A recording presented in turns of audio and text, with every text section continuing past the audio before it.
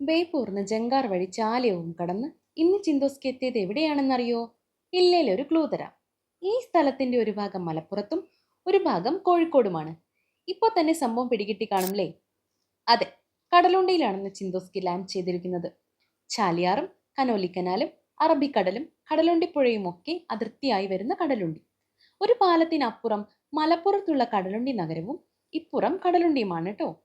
തുണ്ടി എന്നാൽ നാഭി എന്നാണ് അർത്ഥം. കടലിന്റെ നാഭി എന്ന അർത്ഥത്തിലാണ് കടലുണ്ടി എന്ന പേര് വന്നത് എന്ന് പറയപ്പെടുന്നുണ്ട്.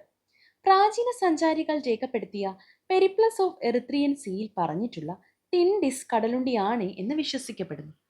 ഇന്തോനേഷ്യൻ രാജ്യവംശാംഗമായ സെയ്ദ് മുഹമ്മദ് ജമൈലുല്ലൈവി ആർത്തിരമ്പിയ കടലലകൾക്കിടയിലൂടെ എത്തിയ പ്രദേശം, അതായത് കടൽ ഉന്തി ഉന്തി എത്തിയത് കൊണ്ട് കടലുണ്ടിയായി എന്നും പറയപ്പെടുന്നുണ്ട്. കഥയൊക്കെ അവിടെ നിൽക്കട്ടെ. നല്ല ഭംഗിയുള്ള വിഷ്വൽസ് ഉള്ള ഒരു പ്രദേശം.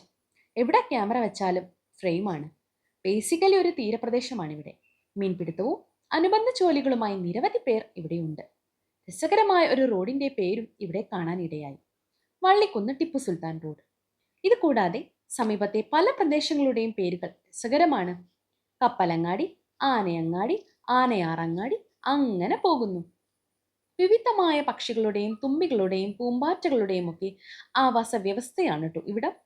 അതുകൊണ്ടൊക്കെയാണ് ഇവിടെ ഒരു കമ്മ്യൂണിറ്റി റിസർവ് ആയി പ്രഖ്യാപിച്ചിരിക്കുന്നത്. തുടക്കത്തിൽ ഇവിടെ റെയിൽവേ സ്റ്റേഷൻ ഒന്നും ഇല്ലെങ്കിലും ഇവിടെ സ്റ്റേഷൻ വേണമെന്ന് ആവശ്യപ്പെട്ടുകൊണ്ട് 70 പേർ ഒപ്പിട്ട ഒരു ഹർജി പി കൃഷ്ണൻ മൂസത്തിന്റെ നേതൃത്വത്തിൽ കൊടുത്തതിന്റെ ഫലമായി 1887 മാർച്ചിൽ സ്റ്റേഷൻ അനുവദിച്ചു. മലയാളിയെ നടുക്കിയ 50ഓളം പേർക്ക് ജീവൻ നഷ്ടപ്പെടുകയും 300ഓളം പേർക്ക് പരിക്കേൽക്കുകയും ചെയ്ത കടലുണ്ടി തീവണ്ടി അപകടം ഇന്ന് നമുക്കൊരു തീരാവേദനയാണ്.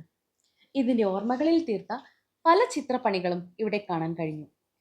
കടലുണ്ടി വാവ് ഉത്സവവും ഫേമസ് ആണ് കേട്ടോ. മതമൈത്രിയുടെ പ്രതീകമായ നിരവധി പള്ളികളും ക്ഷേത്രങ്ങളും ഇവിടെയുണ്ട്. പട്ടികജാതിക്കാർക്ക് വേണ്ടി മാത്രമായി കണ്ട ഒരു ശ്മശാനം ജാതീയതയുടെ ബാക്കിപത്രം എന്നോണം നിൽക്കുന്നു. ഇവിടെ വരുന്നവർ നിങ്ങൾ തീർച്ചയായും മിസ് ചെയ്യരുതാത്ത ഒരു ക്ഷേത്രമാണ് നിറകൈത ക്ഷേത്രം. ഇവിടുത്തെ ഒരു ഫീൽ വേറെ ലെവലാണ്. കാലാപാനി സിനിമയിലൊക്കെ കണ്ടിട്ടുള്ള പോലെയുള്ള കുളക്കടവുകൾ നല്ല രസമാണ്. എന്തായാലും കടലുണ്ടി വിശേഷങ്ങൾ ഇവിടെ തീരുന്നില്ല.